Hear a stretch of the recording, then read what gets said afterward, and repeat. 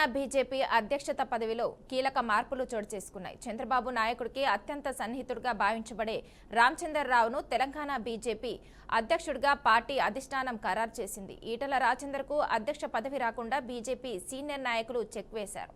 దీంతో రామచంద్రరావును నామినేషన్ దాఖలు చేయాలని అధిష్టానం ఆదేశించింది.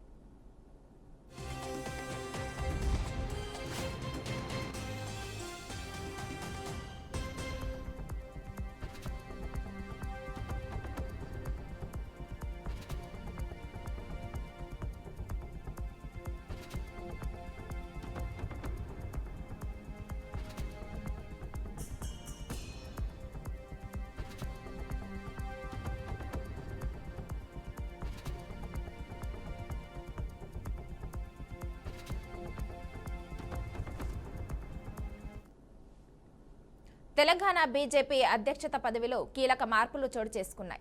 చంద్రబాబు నాయకుడికి అత్యంత సన్నిహితుడిగా భావించబడే రామచంద్రరావును తెలంగాణ బీజేపీ అధ్యక్షుడిగా పార్టీ అధిష్టానం ఖరారు చేసింది. ఈటల రాజేందర్కు అధ్యక్ష పదవి రాకుండా బీజేపీ సీనియర్ నాయకులు చెక్ వేశారు. దీంతో రామచంద్రరావును నామినేషన్ దాఖలు చేయాలని అధిష్టానం ఆదేశించింది.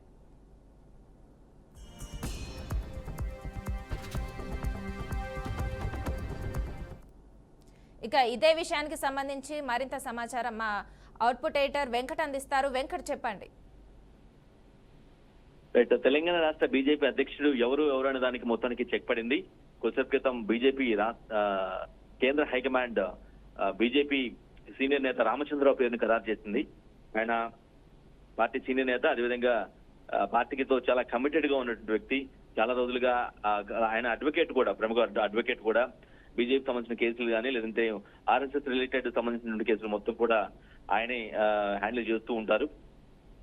సౌమ్యుడు, వివాదరహితుడు, ఎవరితో కూడా గొడవలు పడ్డు, చాలా అందరినీ సన్నిహితంగా ఉంటారు. అందరితో కూడా మాట్లాడే విధానం కూడా చాలా సాఫ్ట్ గా ఉంటుంది అని ఈ ప్రామాణికం, ఈ బేస్ మీద రామచంద్రరావుని గుర్తించినట్టుగా స్పష్టంగా అర్థమవుతుంది. నిజానికి బండి సంజయ్, కె లక్ష్మణ్, అదేవిధంగా ఈటల రాజేందర్ చాలా పోటీ పడినప్పుడు కూడా హైకమాండ్ మాత్రం రామచంద్రరావు పేరుని ఖరారు చేస్తూ నిర్ణయం తీసుకుంది. ఆయన ఈరోజు మధ్యాహ్నం 2 గంటలకు నామినేషన్ వేయబోతూ ఉన్నారు.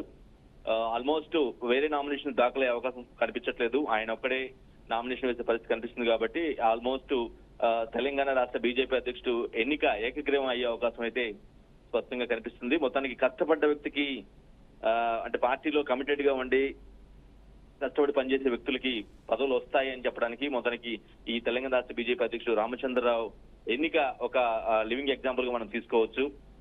నిజానికి చాలా ఎక్స్పెక్ట్ చేశారు.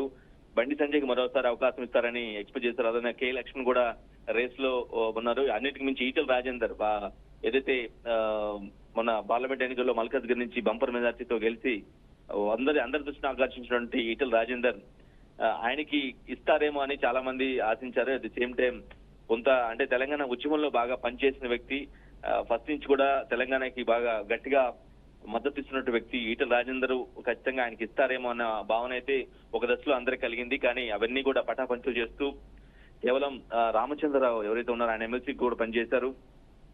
రామచంద్రరావు పేరుని ఖరారు చేస్తూ కేంద్ర హైకమాండ్ నిర్ణయం తీసుకుంది. ఇప్పటికీ ఆయన నామినేషన్ వేసుకోవచ్చు అని కూడా ఆదేశాలు జారీ చేసిన నేపథ్యంలో మధ్యాహ్నం 2 గంటలకు ఆయన బీజేపీ రాష్ట్ర ప్రధాన కార్యాలయంలో ఆయన నామినేషన్ వేసే అవకాశం అయితే స్పష్టంగా కనిపిస్తుంది. ఓవరాల్ గా కొన్ని రోజులుగా ఉన్నటువంటి ఉత్కంఠ ఏదైతే ఉందో, కొన్ని రోజులుగా బీజేపీ రాష్ట్ర అధ్యక్షుడు ఎవరు, కాబోయే అధ్యక్షుడు ఎవరు అని, అంటే కిషన్ రెడ్డిని రీప్లేస్ చేసే వ్యక్తి ఎవరు అని అందరూ కూడా వెయిట్ చేస్తున్న తరుణంలో కేంద్ర హోంశాఖ మంత్రి అమిత్ షా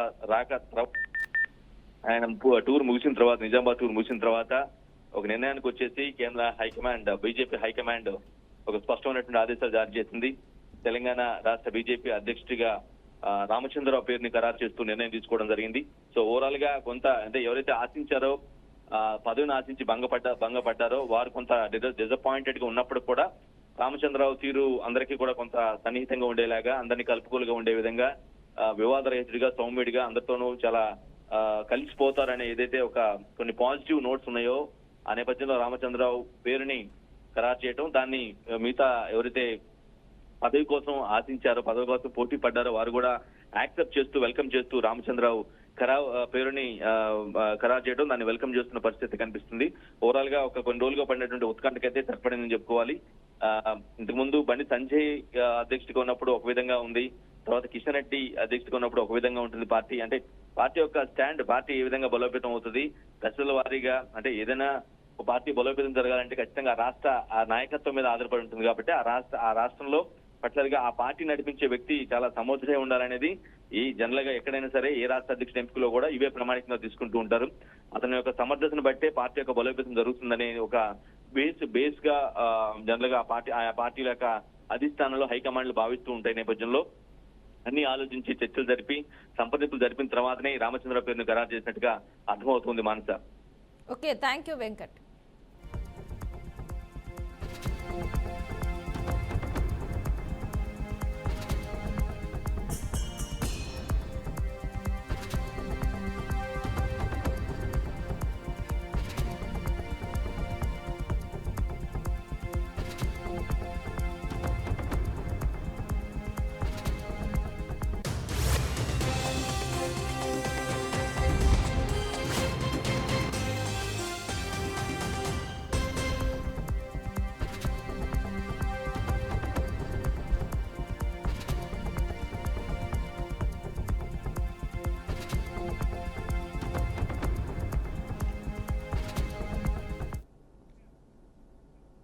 అంతర్జాతీయ ఐటీ బహుళజాతి కంపెనీల ప్రతినిధులను ఏపీ ముఖ్యమంత్రి చంద్రబాబు విందు ఇచ్చారు.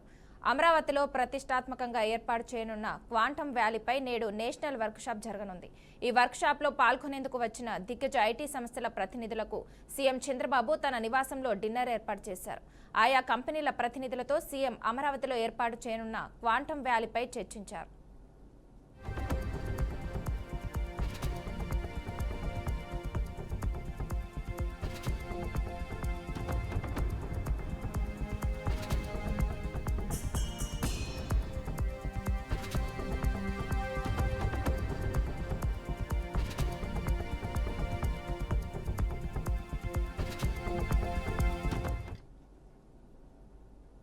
రిజర్వ్ బ్యాంక్ ఆఫ్ ఇండియా బంగారం నిల్వలను భారీగా పెంచుకుంటుంది. పసిడి నిల్వల విషయంలో వ్యూహాత్మకంగా వ్యవహరిస్తుంది. ఈ ఏడాది ఏప్రిల్ 2025 నాటికి రిజర్వ్ బ్యాంక్ వద్ద మొత్తం 880 టన్నుల బంగారం నిల్వలు చేరుకున్నాయి.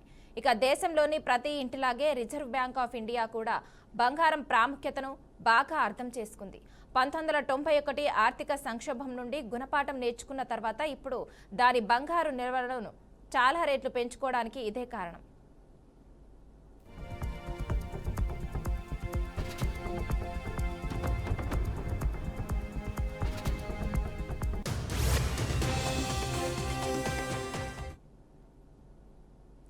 ఇవి bulletin updates. Keep watching BRK news తెలుగుడి సత్తా.